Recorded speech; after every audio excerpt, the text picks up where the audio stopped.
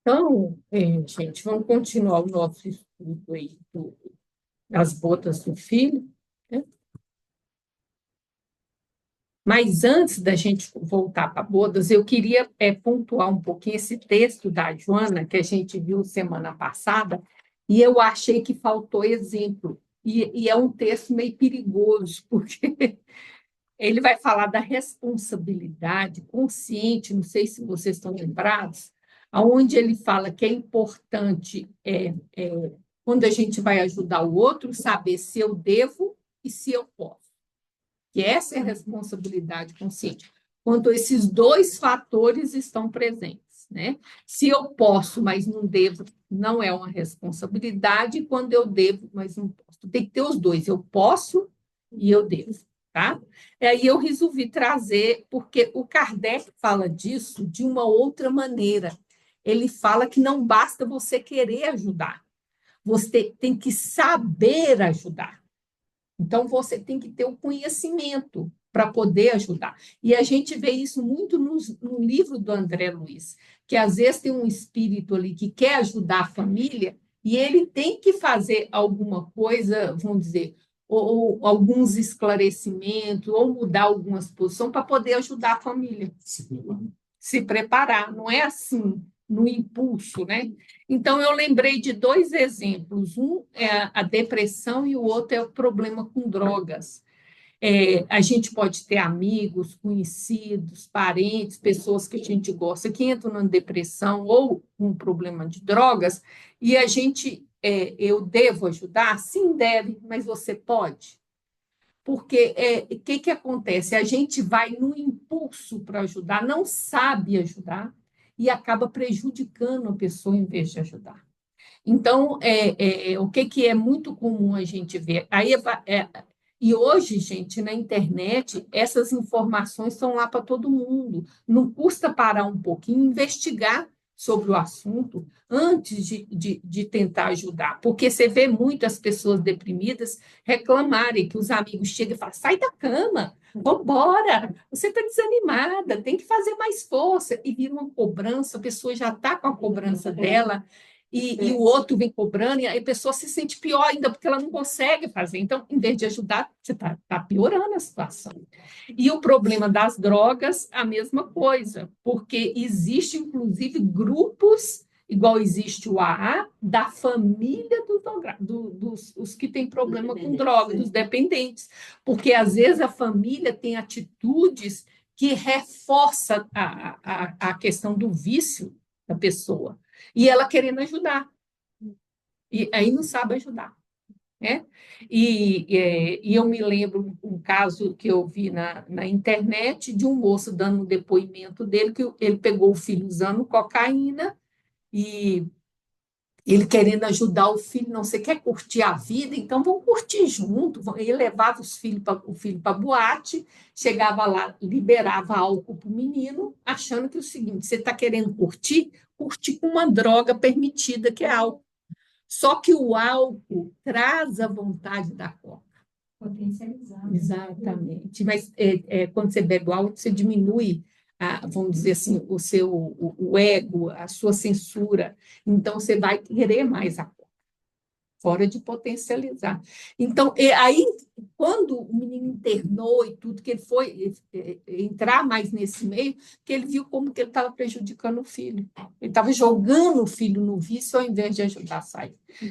Então, é isso, eu posso, né? Eu tenho que vir numa questão desse preparo da gente, tá? Então, vou começar, então, a parábola, tá, gente? Você lê para mim, Bia, por favor? Então Jesus, respondendo, tornou a falar-lhes em parábolas, dizendo: O reino dos céus é semelhante a um certo rei, que celebrou as bodas do seu filho. E enviou seus servos a chamar os convidados para as bodas, e estes não quiseram vir.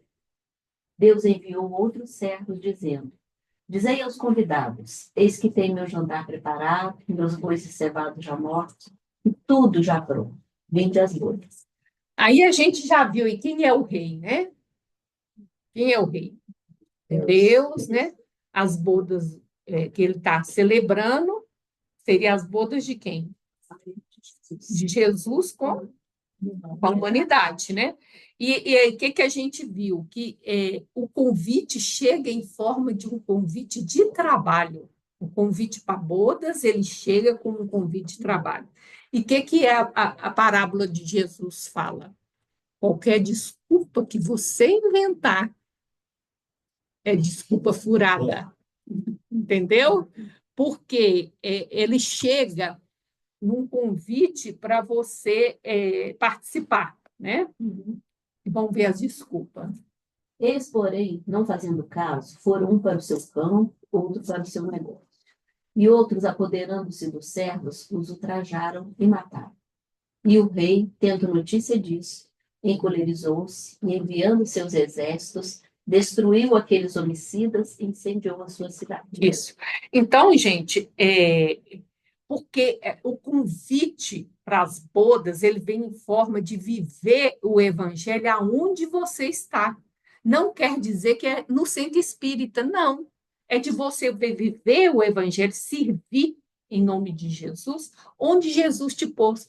Qual é a desculpa que você pode dar para isso? Não tem desculpa. Não existe desculpa para você não pôr o evangelho na sua vida. Não tem desculpa. Por isso que as desculpas da parábola são um absurdo. Jesus está querendo mostrar isso, que essa desculpa que a gente dá não tem cabimento. Não tem. E aí nós vimos, então, esses últimos servos aqui que mataram, foram mortos, né? Até aqui que nós paramos, que a gente viu o seguinte: o que, que acontece aí? O mensageiro do convite é morto. E quem é que é o convite que traz para nós? São as circunstâncias. Quando eu mato a circunstância, é quando eu não aproveito elas. Como eu relego, quando eu não levo em conta. É isso que é matar o servo. Porque o convite da gente chega pela boca de um outro, chega por uma mensagem, chega por uma dor, um sofrimento, uma circunstância. É isso que traz o convite para nós. Então, quando eu mato o servo, é porque eu não estou aproveitando essa circunstância, tá? E hoje nós vamos ver essa últimazinha aqui, então vamos terminar de ler a parábola primeiro, tá? Então diz aos servos: as bodas, na verdade, estão preparadas, mas os convidados não eram dignos. E depois as saídas dos caminhos, e convidai para as bodas a todos os que encontrares. E os servos, saindo pelos caminhos, ajuntaram todos quantos encontraram, tanto maus como bons. E a festa nupcial foi cheia de convidados. O rei, entrando para ver os convidados, viu ali um homem que não estava trajado com veste de núpcias. E disse: amigo, como entraste aqui não tendo veste nupcial? Ele emudeceu. Disse então o rei aos servos: amarrai-o de pés e mãos, levai-o e lançai-o nas trevas exteriores.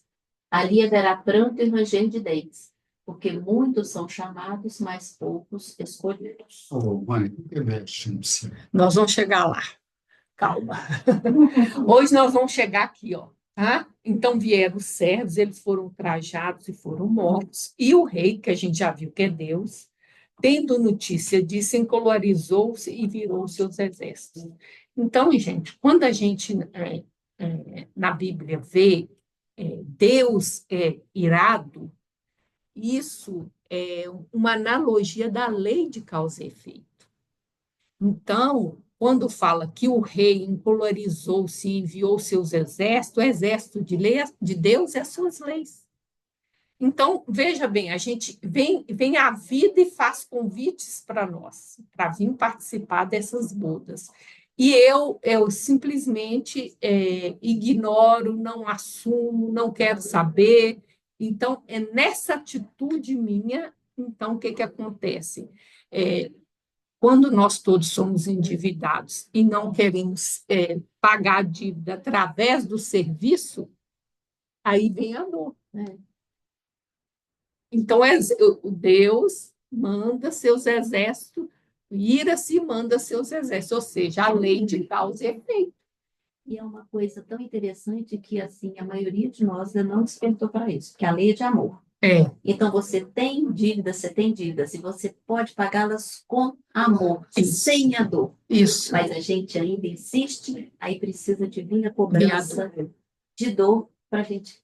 E o que é Olha, pior, amigos, per- e o que é pior, não paga, tá? E ainda é. Isso Porque mesmo, você só acorda. a dor só serve para quebrar ilusão, Isso. cristalização, teimosia, Para depois para você depois você servir com amor. Porque Mas esse amor, essa paga com amor, ela é muito da dobra do ego, né?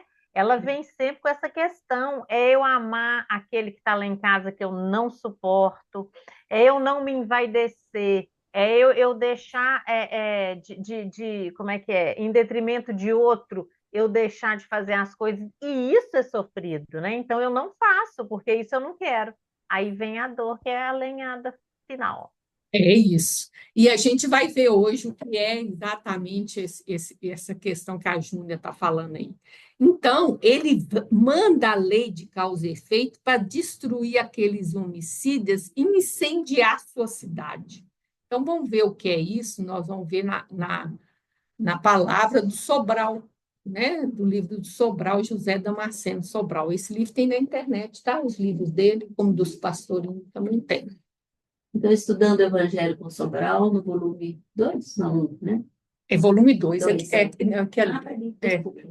No volume 2, pode ler? Uhum. A lei de causa e efeito, conjugada com a da evolução, realmente vai destruindo no homem toda a tendência à má, vai purificando-o através das reencarnações. E incendiou a sua cidade. Cidade lembra organização.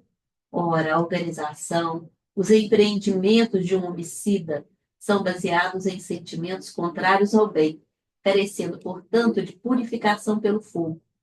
O incêndio também se verifica no campo íntimo da criatura, consumindo suas más tendências e, naturalmente, há sofrimento e muito. Porque, olha bem, gente, ele fala que ele vai destruir e incendiar. O fogo, ele tem vários sentidos, mas um dos sentidos do fogo é purificação, tá? Então, o que que acontece? O que que ele fala? Vem a lei de causa e efeito para quê? Para quebrar essa resistência, né? Consumir essas más tendências, né? Os sentimentos contrários ao bem. Deu para entender, gente, isso aí? Pelo menos fez algum sentido? Que isso aí é a ação da lei de causa e efeito, porque o objetivo dela é isso. Isso é mencionado em vários momentos por Jesus. Tudo, como é que é? Arder no fogo do inferno, sofrer as penas, né? As trevas exteriores.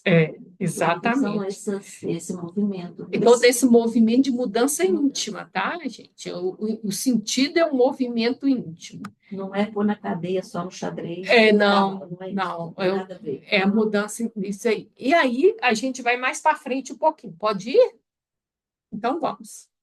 Então diz aos servos: as bodas, na verdade, estão preparadas, mas os convidados não eram dignos. O que que tornou o convidado não digno?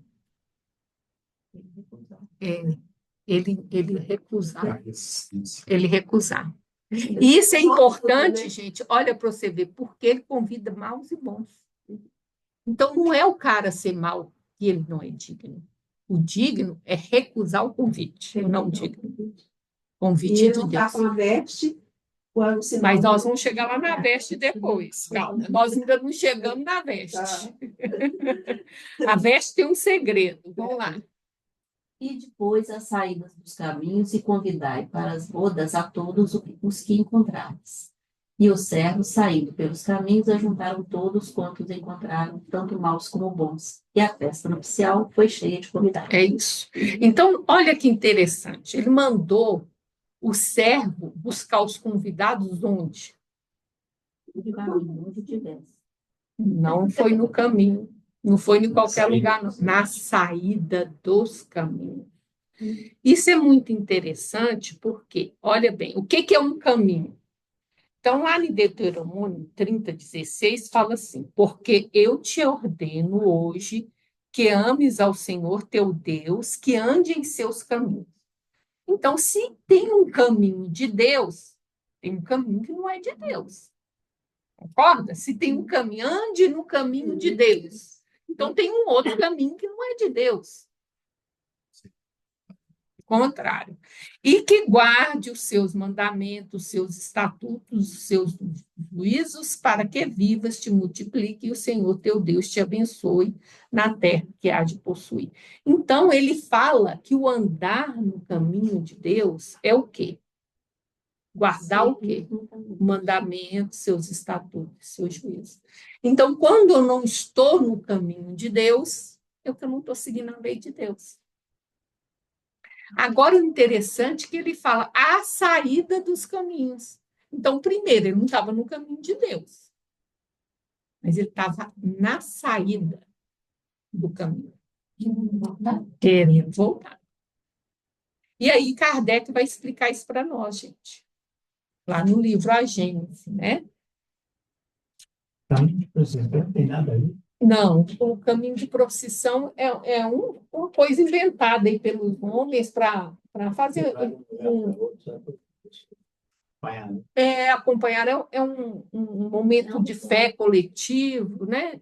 O pessoal é isso. Bom, a Gênesis, no capítulo 3, o item 7, fala o seguinte: entretanto, Deus, Tique mais alto. entretanto, Deus, toda bondade, pôs o remédio ao lado do mal, isto é, faz que do próprio mal saia o remédio.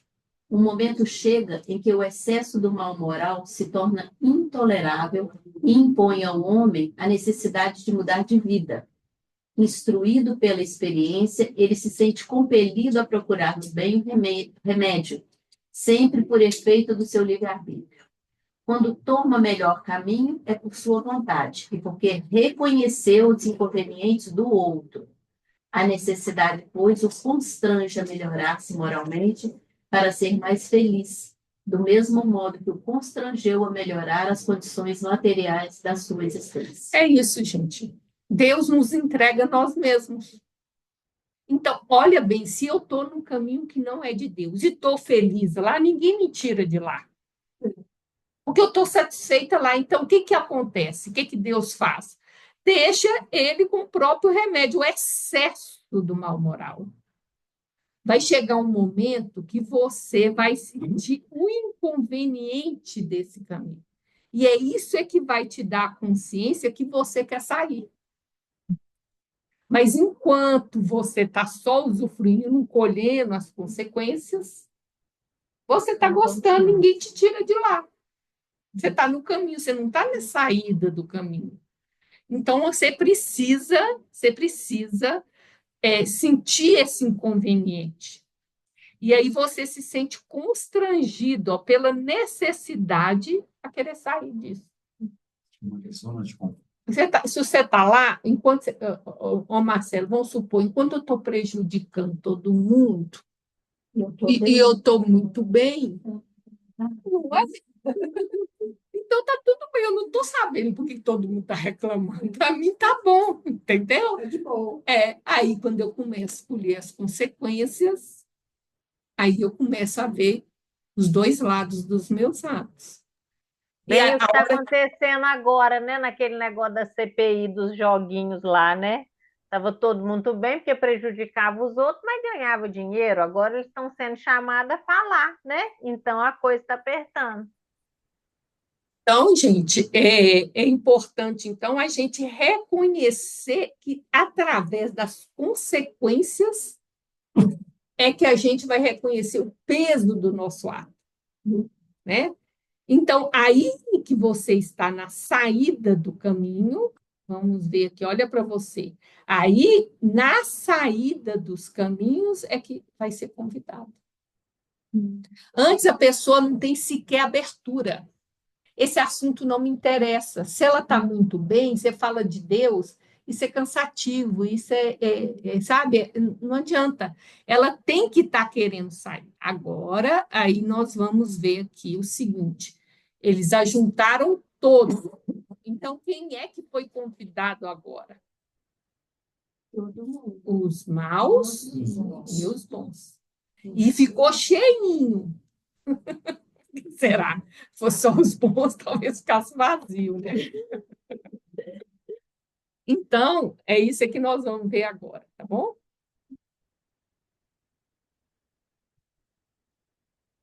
É isso aqui. Então, aí, esse convite do mal e dos bons, eu trouxe essa mensagem do Emmanuel, que aí ele vai trazer isso para dentro de nós, tá? E vai fazer para dentro. Não, é banquete interior. Construção do amor. Vamos ler, depois a gente já fala.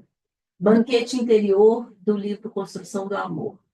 O conhecimento evangélico em nosso mundo íntimo é sempre milagrosa festa de luz. É o banquete com o pão que desceu do céu, a inundar-nos de paz, esperança, fortaleza e alegria. Quem sabe o que é o pão que desceu do céu? Jesus. Por quê? Ele mata a nossa fome de Deus. Também. Então, a gente vai lá em Êxodo para poder entender isso, tá? Então, gente, você imagina, teve o Êxodo, eles eram escravos lá no Egito, né? Moisés vai tirar eles do Egito e você vai andar no deserto, tá certo? Então, você tira as provisões, né? E vai demorar 2 meses, 40 dias para chegar no Sinai. No desertão mesmo. Areia e pedra, tudo. Essa provisão vai acabar. Porque você não tem condição de você levar comida suficiente para quanto tempo? Um ano? Não tem condição. Você leva para 1 mês, 2 meses, né? E você está no deserto. E aí a gente pensa, é um clima seco, é difícil água, né? E se pouca água, como é que planta? E areia, como é que vai dar, né? O que vai dar? Exatamente. E uma pessoa no deserto, você sabe de uma planta ali que você arranca, come a raiz, né? Você sabe de um lagarto, sei lá onde, que você pega, pode ser. Mas nós não estamos falando de uma pessoa, nós estamos falando de um povo, né? É gente para alimentar, não é gente pouca. Então, você imagina Moisés andando com esse povo e acaba a comida que eles trouxeram. E toda a congregação dos filhos de Israel murmurou contra Moisés e contra Arão no deserto. E os filhos de Israel disseram-lhes: quem dera estivéssemos morrido por mão do Senhor na terra do Egito, quando estávamos sentados junto às panelas de carne, quando comíamos pão até fartar. Por que nos tendes trazido a este deserto, para matardes de fome a toda esta multidão? Então disse o Senhor a Moisés: eis que vos farei chover pão dos céus, e o povo sairá e colherá diariamente a porção para cada dia, para que eu prove se anda em minha lei ou não. É isso. É o maná. É o maná. Então, veja bem, gente, eles começaram a queixar, né, contra Moisés e Arão, né, porque contra Deus eles tinham 10 meses de queixar, mas eram os dois que estavam ali representando, né? Aí olha que interessante, porque nessa travessia do deserto, que simboliza as nossas várias encarnações, a gente volta e meia quer voltar para o Egito, entendeu? Porque no Egito tem a comida, mas tem um preço, o preço da escravidão. Então, mas tinha comida. Por quê? Quando eu estou lá no Egito, eu ainda não tenho livre-arbítrio. Eu sou escravo. O que quer dizer isso? Eu estou saindo do reino animal para o homem. Então, quem cuida do passarinho? Quem cuida do bichinho? Né? Quem é que cuida lá da oncinha? Quem é que cuida?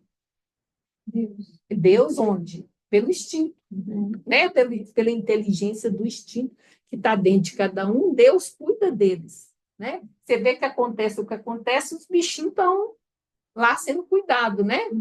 Então, é isso que eu estava lá sentado e a comida vinha, como se diz. Agora é diferente, né? Agora eu vou ter que começar a plantar, vou ter que aprender a cuidar, eu que vou ter que fazer o movimento. de inteligência, para despertar a nossa inteligência. Então, volta e meia, então agora vai ter trabalho. Aí que está o problema, né? Então, tem sempre essa vontade de querer voltar para o Egito. Preferia ter morrido lá. E ninguém fala nada a respeito da escravidão. Não entende que você não tinha um livre-arbítrio. E isso é um ganho que tem um preço. Que é responsabilização. Que é a responsabilização. Você aprender a deixar de ser criança e cuidar você mesmo de você, né? Então, o que Deus fala? Vou fazer chover o pão do céu, maná. E você vai colher quando? A cada dia, visão. E como é que fala no Pai Nosso? Cada dia. Entendeu?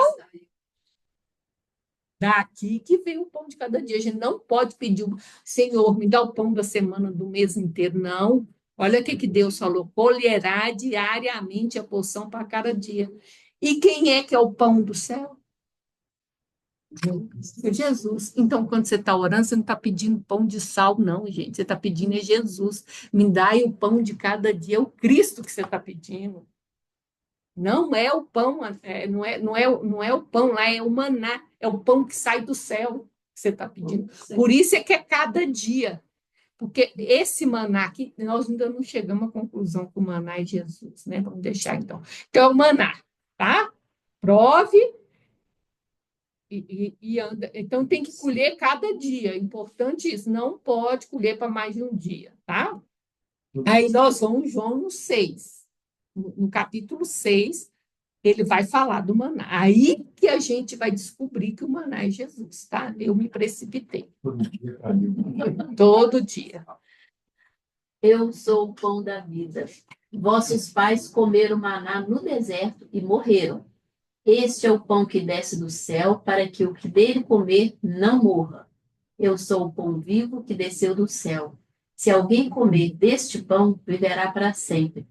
E o pão que eu der é minha carne, que eu darei pela vida do mundo. Isso. Então, olha bem, aqui Jesus está falando que o pão que vem do céu é ele. O maná é ele. Ele está se associando o pão do céu, que é o maná, com ele.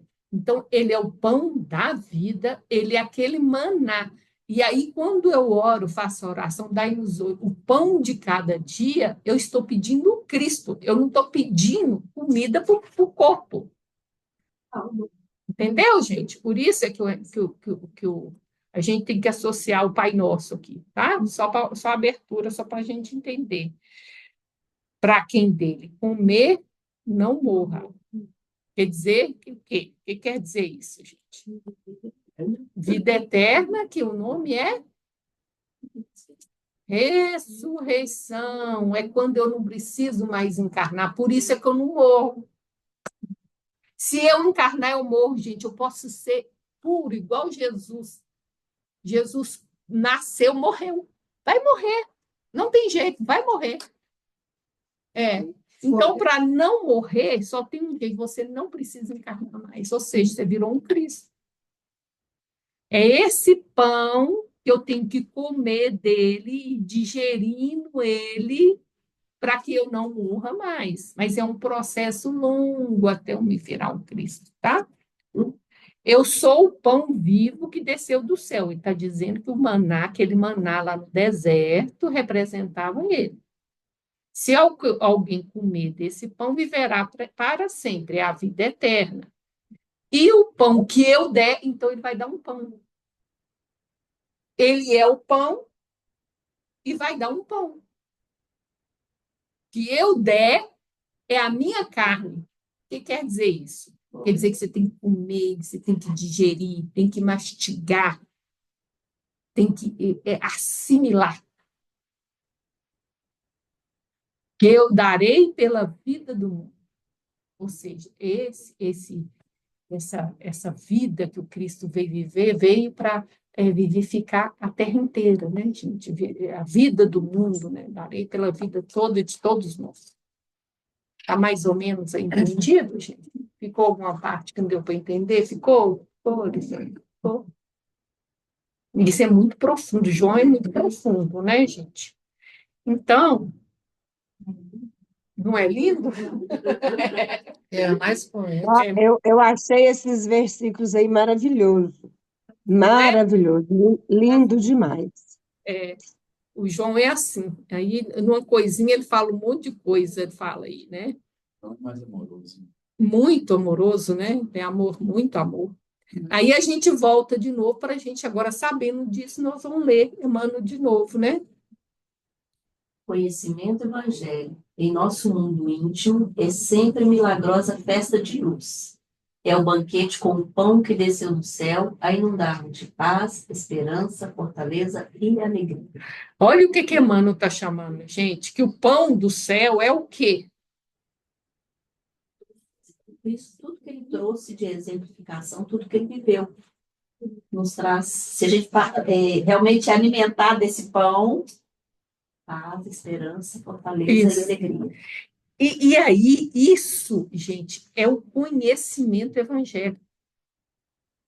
Então, ele está dizendo, mas o problema nosso, quando a gente fala conhecimento evangélico, a gente acha que esse livro aí, ó. Não, gente. Aquilo ali, a vida de que Jesus viveu, é que vibra naquelas páginas quando você lê. Então, você entra em sintonia com o autor que tentou colocar no papel para nós a vida do Cristo. Então, o banquete que desceu do céu é a vida do Cristo. Ele desceu do céu porque ele morava lá perto de Deus, lá direito de Deus, né? Então, ele desceu do céu e esse conhecimento evangélico, que é o estudo da vida do Cristo, é que é a festa de luz, que é as bodas para a qual nós somos convidados. Tá? E aí vai nos inundar de paz, esperança, fortaleza. Deu para entender, gente? O Evangelho foi escrito para que, através da letra, a gente possa captar a vida deste homem de há 2000 anos atrás. Tá? Muito profundo, né? Vai lá dentro da gente, ó. Nossos velhos amigos, os ideais de felicidade que abraçamos, encontram um novo apoio e se materializam em trabalho promissor de fé, vaticinando-nos abençoado futuro. Alimentam-se triunfantes à nossa mesa farta de júbilo e como que se exteriorizam constantemente através de pregações valiosas e apontamentos sublimes no entusiasmo com que nos devotamos à salvação alheia. Então, a gente, quando começa a entender o Evangelho, a gente fica feliz demais e quer que todo mundo participe dessa felicidade. E aí a gente começa a falar disso para todo mundo. Para quê? Olha o que ele fala. Para que você faz isso? Qual que é a sua intenção? De apoio para realmente conseguir fazer essa construção, né? Salvação. Salvação. Cadê a nossa? Gente, isso é lei quase, gente. Vê a pessoa, ela está lá, meia morna, e de repente ela ou entra numa igreja evangélica ou no espiritismo, e aí ela de repente fala assim, meu Deus, aí parece que os ideais dela, ó, são alimentados, entendeu? Aí ela quer que todo mundo participe dessa alegria dela. Aí ela começa a pregar para todo mundo, ó, no entusiasmo, como se ela já tivesse salva, né? E ela fica tentando. Isso acontece com todos nós, aconteceu comigo, se vocês repararem, também aconteceu com vocês. Aí você começa no entusiasmo, pregar para o outro, querendo salvar o outro, com coisa que você está salvo. Você vê lá uma palestra, por que fulano não está aqui? Oh, meu Deus, essa palestra é para ele, para essa pessoa. É isso. Então, ele está falando isso. Então, o que ele fala? Nossa mesa farta de júbilo. Nós estamos alegres, porque os nossos ideais foram alimentados. Deu para entender direitinho isso aqui, gente? E aí a gente começa nessa pregação, querendo chamar para todo mundo, dividir a vida cheia, a luz, o caminho. Eu encontrei o caminho que a gente tem que ir. É isso aí. É isso aí. Todo entusiasmo, entusiasmo. É isso aí. Daqui a pouco passa. Mas temos também, na intimidade de nosso coração, antigos adversários do nosso equilíbrio e da nossa paz, que raramente convocamos ao nosso deslumbramento. Olha o que Emmanuel fala, deslumbramento. Nós ficamos deslumbrados, achei aquela pepita feliciosa. Aí ele fala, uai, lá dentro de você, de cada um de nós, a gente tem vários adversários de nossa paz, de nosso equilíbrio. E a gente convoca ele para o convite. Entendeu, gente? Não convida A gente só alimenta nosso ideal. não convida. Mas você consegue entender que ideal é meio um sonho, um deslumbramento. O ideal não é uma coisa concreta, não é? Então, aí, é deslumbramento. É o orgulho, louco inimigo do nosso progresso, é a vaidade, infeliz companheira de nossos desequilíbrios, é a preguiça mental, infortunada mendiga, que estima residir conosco, paralisando os impulsos de servir. É. Se eu estou tão cheio de mim, né? O orgulho é isso, eu estou cheio de mim, como é que eu posso crescer nessa estrada de Deus? Eu já estou cheio de mim, não tem lugar para mais nada, né? Não tem espaço para ouvir o bom. Não tem. Você não se esvazia para que Deus possa te encher, né? Então você está cheio de você mesmo. E a vaidade? Olha bem, é porque a vaidade, a gente pensa assim, né, gente? Ah, é o meu cabelo, é a minha roupa. É, a gente acha que vaidade é isso, mas não é, não. Tem uma vaidade que é assim, agora eu sou espírita, agora eu estou no caminho da reforma, eu sou uma pessoa paciente, eu sou uma pessoa gentil, né? E aí, eu conversando com Valquíria, meio que eu me desentendo, eu digo, eu sou grossa. É em contato com a sombra. É a hora que eu descubro que eu sou grossa. Então, isso é um desequilíbrio da minha vaidade. Eu já era grossa antes, eu só não estava vendo. E eu queria que todo mundo visse que eu era gentil, que eu era uma pessoa né, paciente, né, nessa dinâmica de mudança, né, gente? Então, a vaidade tem a ver com isso. E me desequilibra, por quê? Porque é bom os outros achar que a gente é bom. E dói quando, né? Aí percebe que você é vaidoso, que você não tem paciência, que você, vamos dizer, é grosso, né? Isso tudo, quando sua sombra aparece, que a sombra é esse lado meu que eu não quero ver, então a minha vaidade quer. Porque eu já era, entendeu, gente? Não é que eu mudei naquele minuto. Mas é como uma estampa que eu estou mostrando. Então, dói quando me desequilibra. E se você tiver experiência com sua sombra, você vai ver que desequilibra mesmo. Desequilibra. Ó, sim. E muito. E muito. É. Uai. E a preguiça mental, que tinha tempo que não aparecia aqui. Paralisa os impulsos de servir. Né? A rede está boa, né? Está fazendo muito calor. O arzinho condicionado está gostoso, né? Aqui está tão bom. É isso. É o egoísmo, é o egoísmo, lamentável amigo destruidor, que teima em cristalizar nos sombras da ignorância. É o ódio milenário perseguidor a inclinar-nos para o despenhadeiro da vingança. É a ingratidão, triste comparsa de delícias escuros, a seguir-nos de remoto passado, induzindo-nos à dureza de coração. É o desânimo, mísero pedinte, asilado em nossa alma, encarcerado nas trevas do medo de trabalhar e de algo fazer na sementeira da caridade e da luz.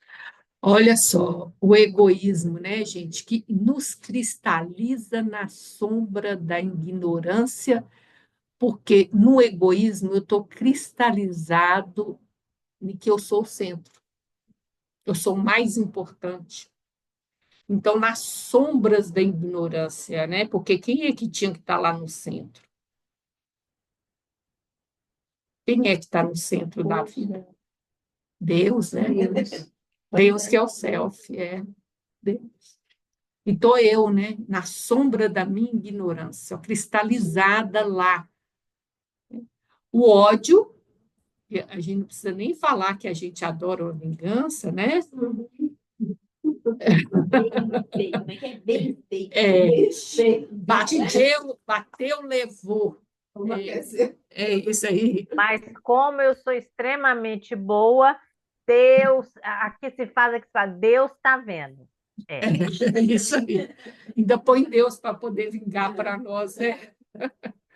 E é isso, né, gente? E só lembrando que quando a gente estiver odiando alguém, isso é um amor adoecido, tá? Mas, na verdade, tem um amor muito grande aí, magoado.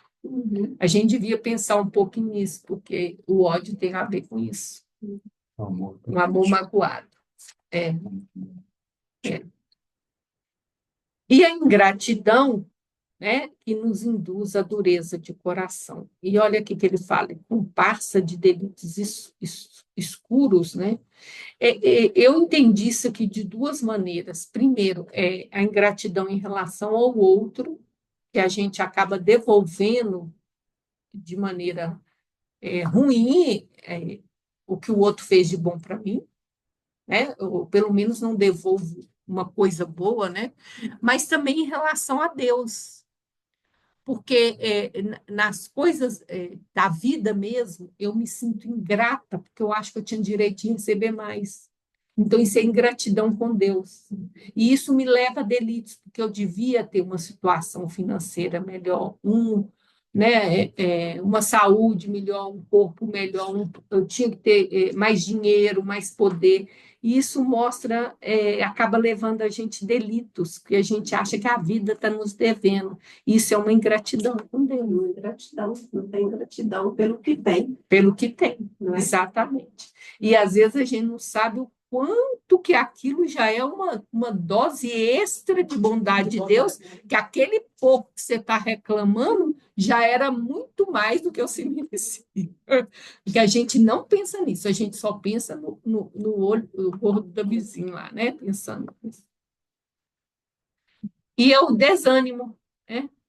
E olha o que ela fala que leva ao desânimo, gente. Medo de trabalhar. Medo. Comunicação. Medo de algo fazer. Sabe por quê? Medo de errar. Medo de fazer errado. Medo de não dar conta. E o medo, ele é paralisante, né? Na sementeira, olha para você ver da caridade, né? E aí fica esse desânimo aí. Aí porque quem não faz não erra. Então, todo mundo que faz erra, gente. Todo mundo não tem jeito. Você vai errar a mão, você faz para mais, você faz para menos, você fala na hora errada, você fala do jeito errado. A gente está aprendendo e a gente faz isso o tempo todo. Então, você vai ficar paralisado, com medo de errar. Convidemos todos esses velhos companheiros de jornada evolutiva para o banquete do Evangelho em nosso tempo íntimo. E, de certo, se converterão em